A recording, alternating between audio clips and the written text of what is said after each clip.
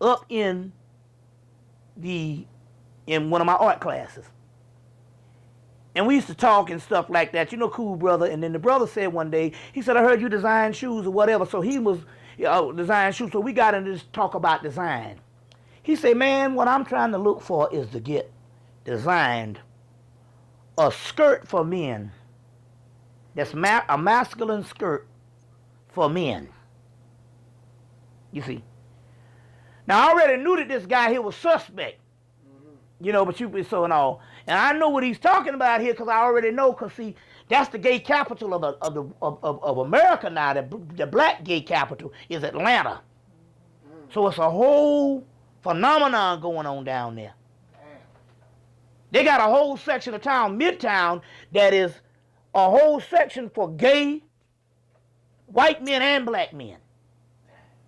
And so this brother was like, I want to get a skirt done, and he was trying to look for something to corner the market that was something that they had been discussing in gay black community, of a masculine skirt for men. And he was trying to corner the market on this shit by being a part of that gay community. Now they got this new shit called metrosexual. There's a brother named Kalindi up in Detroit was talking about it when I was up there, and this is what Hollywood is going to. What Hollywood is going to, and it's just the black man is going to be included in that type of thing. You see what I'm saying? Which goes back down to the gay rap community. Now you must understand this, because I saw this thing happening in Atlanta.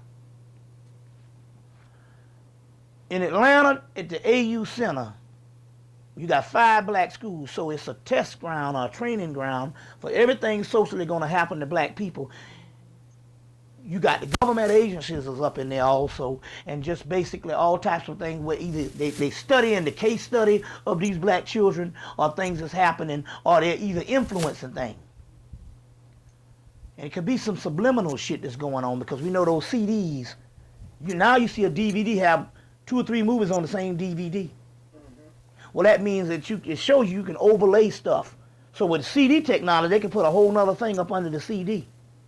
And although you think you're listening to something, that's only getting to the outer ear, but the inner ear melanin, which is the nucleus, there's something else, a whole nother CD, it can be telling you, be gay. Subliminal seduction. You are gay. So one brother, because go and kill. Go and kill. Well, we know that happens already. Go kill with the gangs and all that. So this is interesting. We'll talk about that in a minute with the terrorist thing. So what happened is this. When I was in New Jersey, I did a lecture in Newark in '96, and some brothers stepped to me from Newark and said, "Look, man, we know something, man. Our friends are being turned gay. They're being turned gay." Well, it's interesting here, because I do know, based on if they can overlay stuff in CDs, that's why the album, you can backmask and you can hear things. They can even overlay shit in vinyl. When people used to backmask and turn the shit backwards in your head. Well, they can really do the CD technology. They can do it because there's 2 holograms. And one thing can be telling you you are a gay person. So this stuff can be coming from the music. Now let me show you what happened. So he said they're turning people into gay. Well, in the AU Center, they don't have certain things as couples. At Clark Atlanta University, it's interesting. The guys hang in a group with guys. The girls hang in the groups of girls. Now, when I was in school, my culture was, when I was growing up, my culture, when I was growing up, was saying that no matter how great you were, go.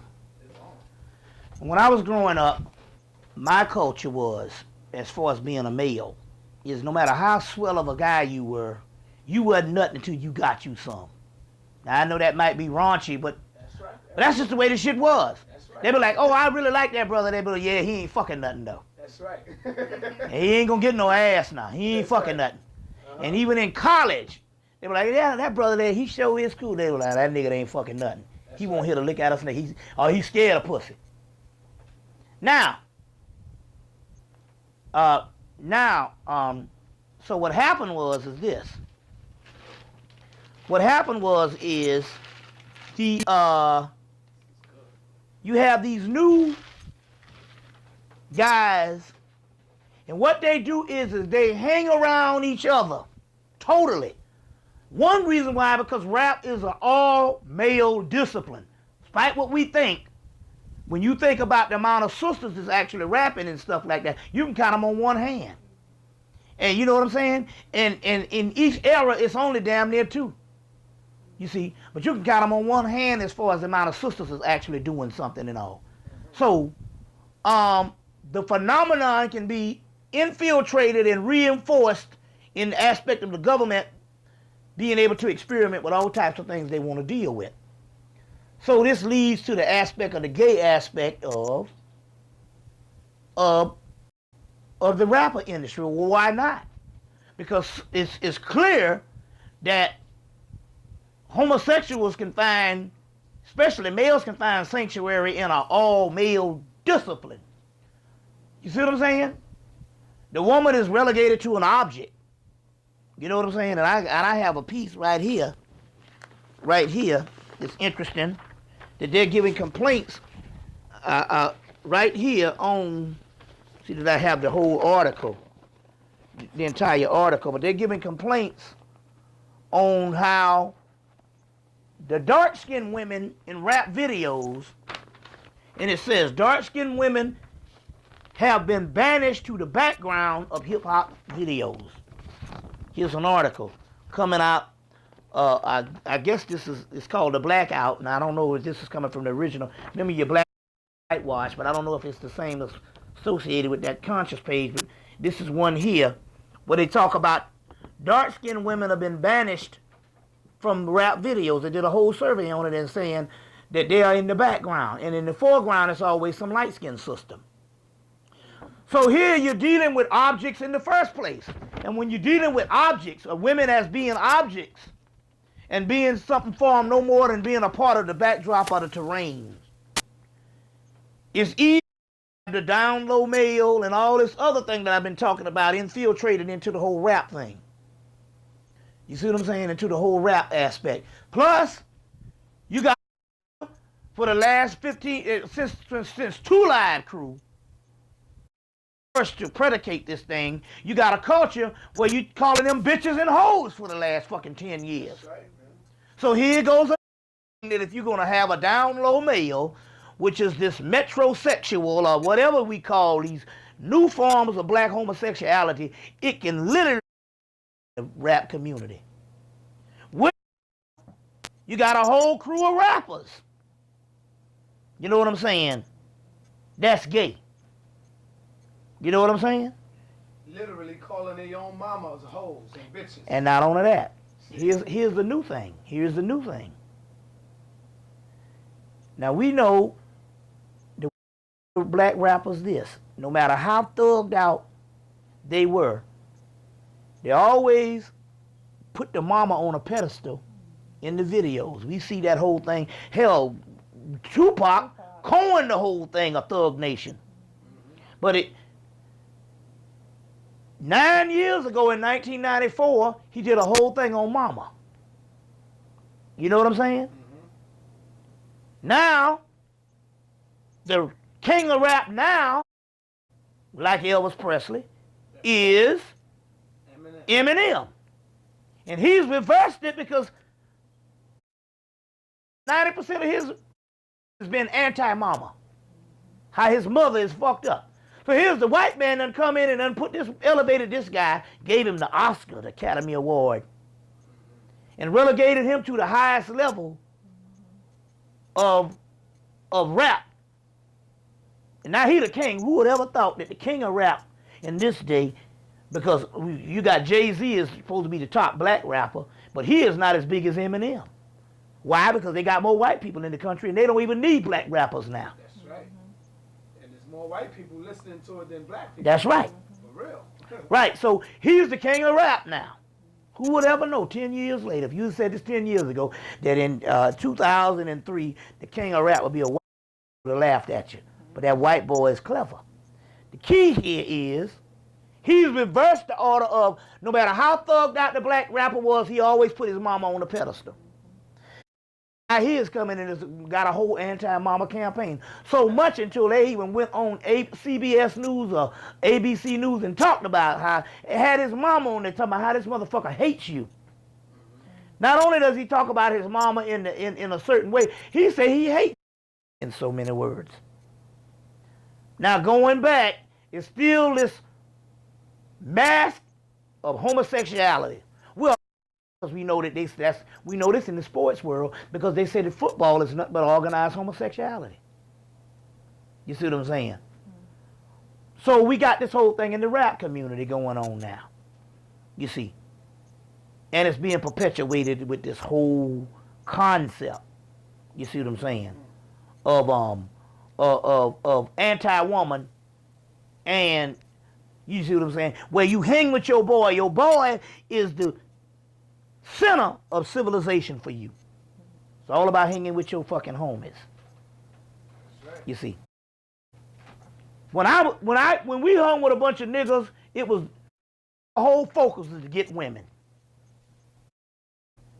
You know what I'm saying? Now I'm telling you what I know because I've seen this thing happen with guys in their early 30s. I got a group of guys way to college now, and they go out to lunch, but they never go out to lunch with sisters. They go out to lunch with other brothers. And it's a whole culture. You see this going on and stuff. And these guys are going and get married for the whole social order, but the people they hang with, and they go out to lunch and they do everything, is always a bunch of other brothers. And they're not going out getting other women. You see what I'm saying? Mm-hmm. They're going out, they have all types of get-togethers and stuff, and it's all males. You see? I'm of another generation. I ain't got no use for shit if ain't no females around or whatever and all. You know what I'm saying? So it's the way things are actually going. You know, so that's prevalent in the society. Now, in the society, we must ask the question why Missy Elliott blows up. Yeah. You know, why she blows up. And why some nigga Cisco comes out with the Thong Song and a few other things with Drew Hill, and now he's making movies. Known gay. Big time faggot. You see what I'm saying? Mm-hmm. That kind of thing. And this thing goes on and on and on and on. Very interesting. You know, so. That's beautiful, brother. That's beautiful information. With some of the CIA gangs, man. We know that these gangs been planted in the so-called community. Yes. That's why I said the CIA, right. The government. You know, this is their It was gang. interesting that Are the gangs labeled now as terrorists, bro? Yes. It's interesting here because a couple of years, about 6 or 7 years back, I said, you know, it's amazing how you could have people with these can't even function well in society, but they're nice people.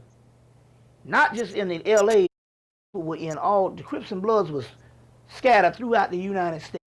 Crips and Bloods in New Orleans, Tulsa, Oklahoma, Omaha, Nebraska. You see what I'm saying? Atlanta, Georgia. They all over, and I'm like, well, how could people be so damn organized? You see what I'm saying? And yet they can't even open up a candy store, tie their fucking shoe. That's right. That's because it was a government system. Now even Dick Gregory even did the Freedom of Information Act. We find out also, and I told him, I said, those people are put together by the government. I told him this in '96. Dick Gregory recently does get the Freedom of Information Act and find out that the Crips and the Bloods